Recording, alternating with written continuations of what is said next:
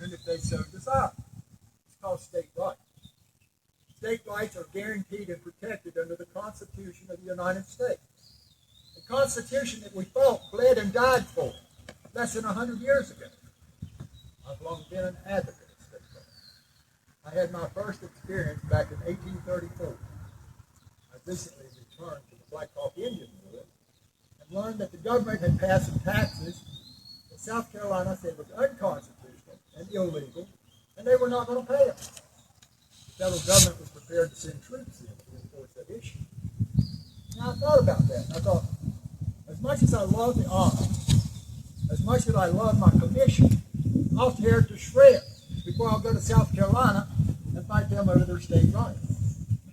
Fortunately, it did not come to that. I returned to the Senate in January of '61, a senator without a state to represent.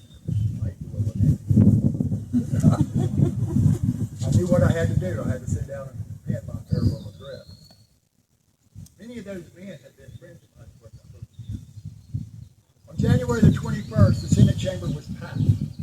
4 senators had already given their farewell address. It was now my turn to stand up. I rise, Mr. President, and my fellow senators, to announce to you that the state of Mississippi has departed the Union.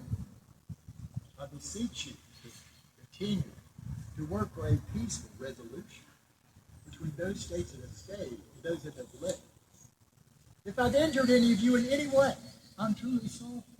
Please forgive me. I meant you no harm. I leave today bearing no ill will. But I must simply say my final adieu. I walked out of the Senate chamber that day for the last time. It would also be the last day that I would ever pledge allegiance to the flag of the United States.